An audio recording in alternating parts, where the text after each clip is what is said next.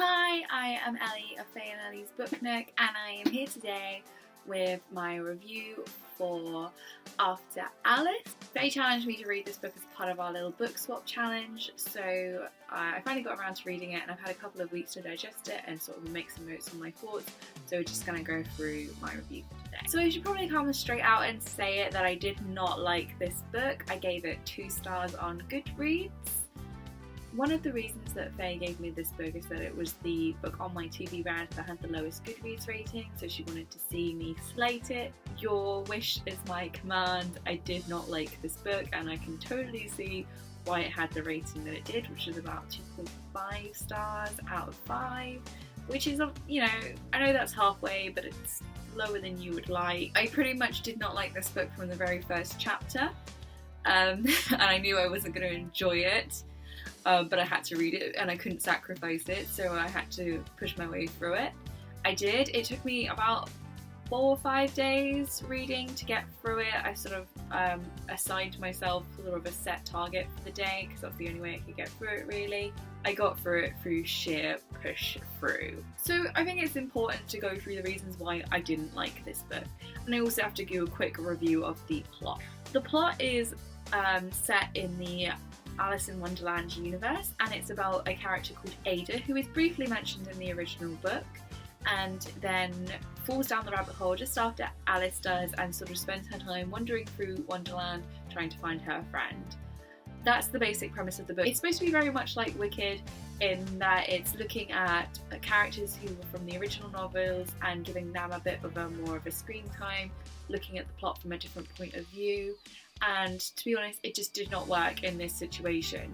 The reason was that in Wicked, there's a different plot going on. There's a lot of things going on. I mean, I haven't read Wicked, but I've seen the play, so I know the plot. There's lots of different things that are not going on in The Wizard of Oz. In fact, Dorothy doesn't even come into it until like the last third of the play. But this is not what happens in After Alice. It's literally like the plot of Alice in Wonderland, but 20 minutes behind Alice. And none of the characters are like sane enough to tell you, oh, she went that way. So Ada is literally just wandering from character to character the same way that Alice does, but she's not getting anywhere because none of the characters are sane. That was the major problem I had with this book. It was just so repetitive and so like the original story. Why didn't I just read Alice in Wonderland again? It's what I thought to myself. It's such a beautiful book. I love reading it. And the plot switches between Ada, who is falling down the rabbit hole, and Lydia, who is Alice's older sister, who consistently is not bothered by the fact that not 1 but 2 children are missing.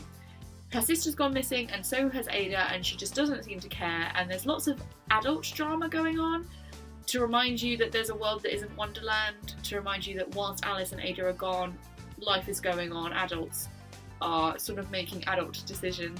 But none of them are concerned about the fact that Alice and Ada are missing. And I'm just like, hello, they've been gone for like 6 hours now. Why are you not panicking? You have children. They're your children. And for Ada's family, this is somewhat understandable because her little brother is very, very sick and her mum is very upset about it. And her dad is, you know, beside himself with grief and worry. So Ada's been sent off to see Alice, and that's the reason that she follows her. With Alice's family, she seems to have a very loving father who is in a meeting with Charles Darwin for some reason. Charles Darwin is there, and I don't really see the point of Charles Darwin being there, but he was, so cool, I guess. And neither of these plots were very engaging, and all of the characters I felt were just super unlikable. None of them really stuck with me. I didn't really root for any of them because obviously there was nothing to root for. There was no action, there was no building in tension, there was nothing really going on. There was no build in tension because once you figured out that the plot was basically Alice in Wonderland, you knew how it was going to end, and it does end the way that you expect it to. Alice and Ada get back home safely. On top of that, the book is extremely wordy, and it's just one of those books that just rambles on for the sake of rambling on. It gives nothing to the plot. It's just honestly just trying to sound self-important and intelligent, and you're just like, why are you doing this to me? I don't want to hear your views on evolution or imagination or I don't know, I've literally forgotten like half of what was said.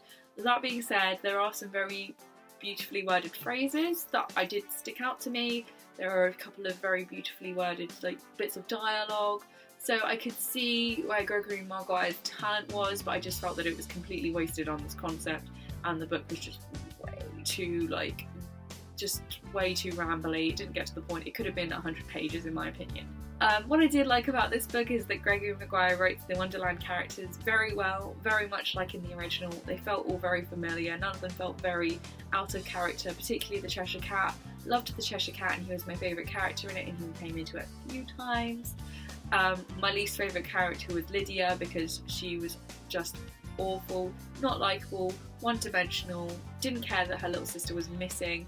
What the hell? I would be worried if my little brother was missing, so don't know what that was about. Again, I really liked the concept of this book. It could have been really good, but the execution was just all over the place. I didn't like it at all. And in fact, it's made me really worried about reading Wicked, because if Wicked is in any way like this book, then I'm just not going to enjoy it at all. And Wicked is much longer than this book. I think Wicked is somewhere closer to 400 pages. I mean, I'm not as worried as I thought I would be after not liking this book, because I know the plot of Wicked, and I know that it's not a carbon copy of The Wizard of Oz, and it does have a lot of like extra layered characters, but there was none of that in this book. So yeah, I do have a favourite quote. I've written it down. A plot, whether abandoned by a reader or pursued rapturously, remains itself and gets where it is headed, even if no one is looking. It is progressive and inevitable as the seasons.